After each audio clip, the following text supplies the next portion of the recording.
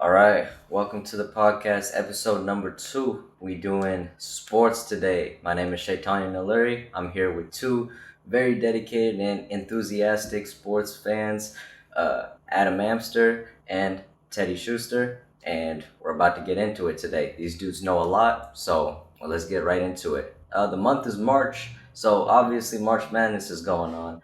What are y'all's thoughts? How y'all brackets looking right now?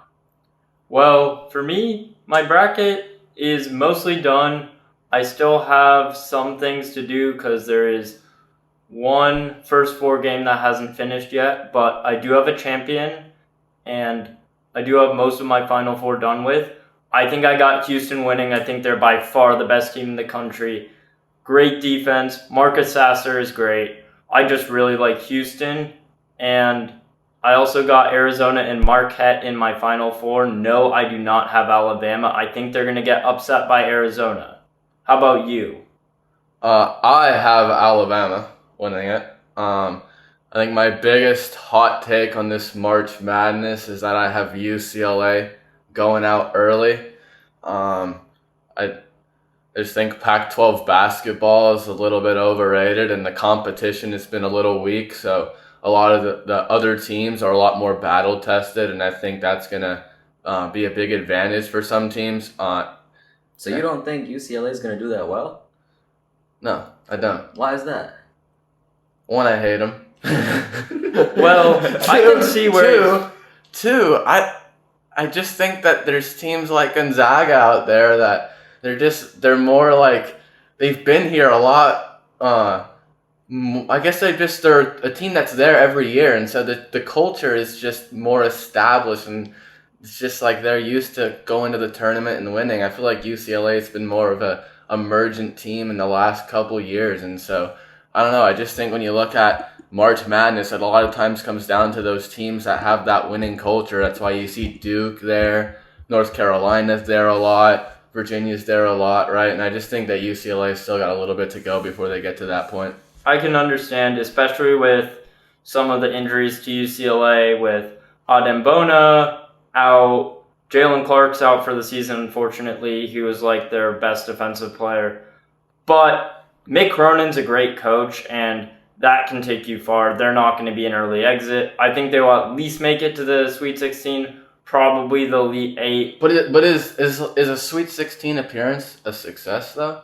I mean, they're what, number 2 ranked in the nation prior to the last game of the year. Like they really are title or bust. You know, like Sweet 16 is an early exit if you're the number 2 team in the nation. You know, like.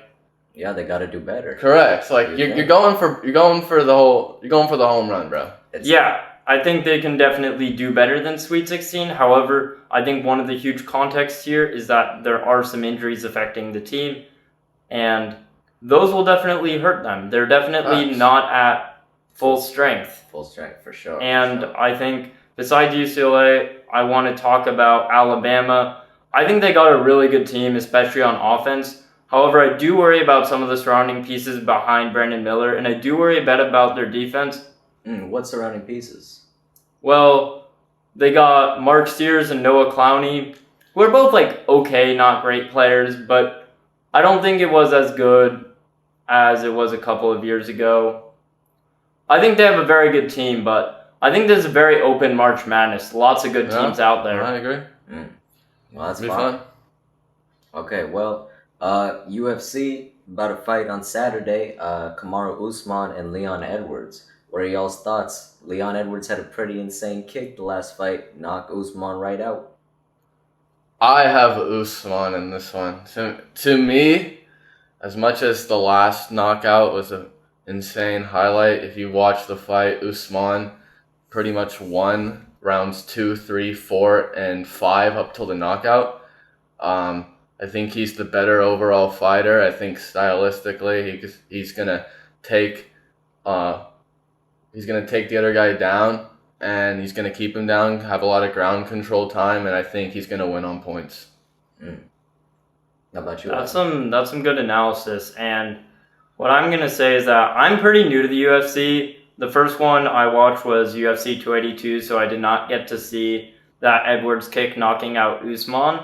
So I kind of just gotta look more at their histories and stuff and see what's going on. But I also got Usman. Nothing against Edwards. That was an epic highlight. He's a good fighter, but I don't think Usman's gonna have that happen again. And like Teddy said, Usman controlled that previous fight. So unless there's any concerns about his health or mobility, he's a really good fighter. I don't think he's going to want to lose again. I think he's going to come in with a vengeance. For sure. Come around the second time and prove it. That he is the better fighter. Yes, sir. I see. All right. NFL, I know that it's kind of in between seasons right now, but they're doing free agency stuff. So what are y'all thoughts? Who's getting traded? Who's getting picked? So, I think the big thing for NFL free agency. So, I'm a Chargers fan first, so I'm going to obviously talk about my team, the Chargers. Surprisingly, we've actually had a pretty good free agency period. We actually surprisingly spent money on a linebacker. Oh. Like, this is rare for us. We gave a linebacker $7 million per year for 2 years in Eric Kendricks.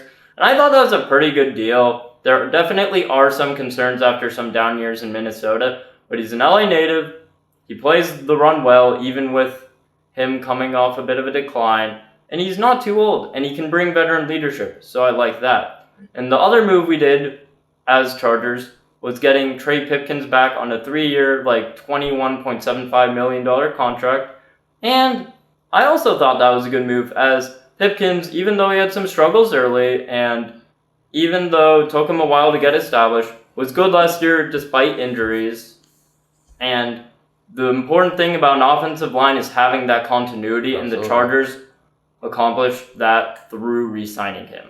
Yeah, no, I do agree. Justin Herbert's your best player, so the number one priority's got to be keeping him upright and healthy, and that's what they did with Pipkins. I also am a Charger fan, and I would say that I would expect probably a free safety to be our next semi-big addition. I would look to John Johnson. I just don't think that Alohi Gilman can be a full-time starter. I think he's a really good depth guy. Also, you look at behind Alohi Gilman, if he goes down, you start playing guys like JT Woods who have never seen a snap before. So, Yep. I think offensive line depth, we're going to need some defensive line depth for sure, because Austin Johnson and Otito may not be back for the first couple weeks of the season. So getting some starters there to help fill some holes early on is also going to be big. Absolutely. And while we're going to defensive line, I need to talk about one big player that Teddy did not state. Morgan Fox. That guy came in on a 1-year deal after getting cut by Carolina and established himself as a very good player, getting 7 sacks on the interior, which is pretty impressive. However, he's a free agent, and we either need to keep him or replace him. Well, his agent today said that he wants $8 to $10 million a year. Ooh. The Chargers cannot do that. That's a lot of money. So let's see how that process works out. But if he can lower that, who do you think are the other big winners of free agency? What other teams? Winners? I'll tell you a loser. I can tell you a loser too. The Eagles. They've lost everyone. Not everyone. They've lost a lot of key guys, and they have not replaced any of them. I could think of 3 or 4 big losses with 0 additions for them. So yeah, but they have a good prospect pipeline, so I'm not too worried about the Eagles. However, I can tell you about a big loser. The Las Vegas Raiders. They decided, instead of deciding to tank or be actually good, to be stuck in mediocrity through signing Jimmy Garoppolo to a contract worth over $20 million per year for 3 years? Facts. Why? 7-10, baby. That's the Raiders' way, though. They've been pretty mediocre for... Shit, they've been shit. For like 20 years. 20 years of no division wins, 21 years after this year, probably 22 after the year after that, so... That's ridiculous. Yeah, and they haven't also done squat to improve their defense, and they're not going to get like Caleb Williams, so they're screwed. You heard it here first. The Raiders are screwed. All right. I know that y'all be following baseball too. So what are your thoughts? And you're both from LA. So what are the Dodgers and the Angels? What's y'all thoughts? Who supports whose team? Well, I'm the Dodgers fan. Uh-huh. And I am the Angels fan. Uh-huh. So and I'll tell you So, right who's now. better? I'll tell you right now. The Angels. Okay, if you look at since me and him were born, head-to-head matchups, we've beaten them more than they've beaten us. Only one of our teams actually has a 162-game World Series ring. That's not them, it's us again. So, kudos to your team for being the 60-game champs. I give it to you 100%. You are the best 60-game team. The best. There will never be another 60-game season ever again. You are the only 60-game champ that'll ever live in the history of the sport. But when we're talking about 162 seasons that have happened for 150 plus years, there's only one team in LA, in Southern California, that's representing bling on the ring finger, okay? And that's us, Adam. And you guys have been the best team in baseball for 10 plus years in a row. How can we call you the best team in baseball when you haven't won once? Like, are you really the best team anymore? I mean, honestly, choke after choke after choke. I mean, I think the Braves are better than you guys. Astros for sure. They can win in the postseason consistently. You guys can't. Why are we calling you the best team still? You're the best team when it doesn't matter. You're the literal worst when it matters. No team wastes more and does less with more than the Dodgers. I'm sorry, but it's facts. Okay. All right, Adam, Okay. Okay. We have some great audacity from an Angels fan here, talking about championships and a functional team. Look no further than the Angels to see how to ruin superstars' careers. Remember, You guys have no rings. You guys have wasted equally as many superstars. look, from 2014, after 2014, you haven't even made a playoff appearance with Mike Trout and Shohei Ohtani on the team. Guys, all you've done is killed your Not a draft single pick, one. bro. You guys make the playoffs and get eliminated first or second round. Here's the thing, the Dodgers' prospect development is so good, we don't need high draft picks. But you don't win. That's the whole point. You bring on equally as many superstars as we have, and the only rings they have are with other teams. They're not with your team. You guys have wasted them just as much. Mookie Betts?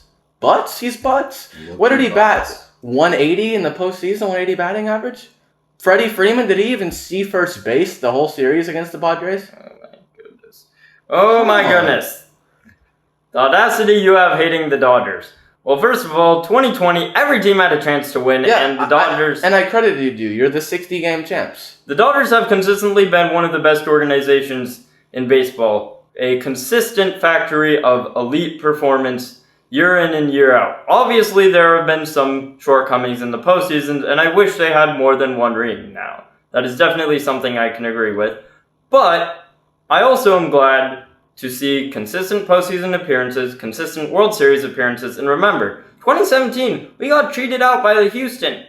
That wasn't even a fair series. They were banging trash cans. You lost Game 7 at your home stadium. There was no trash can banging. Game 7, winner take all. You lost. You lost bad. What was it, 6-1? You got blown out. You weren't even in the game. But he wasn't on the team anymore. He wasn't on the team that year, but all your superstar players, okay, they all suck when it matters. In that Game 7, you scored 1 run, your pitcher shit the bed, and the Astros absolutely whooped you, okay? That's facts. You guys lost the series. You lost the next year, the year after. Okay, the year after, a former Angel, Howie Kendrick, really hit the game-winning grand slam. That was one of the finest moments. But 2019 was pain. Are we going to call consistent playoff appearances a success for a team that has all-time regular season wins?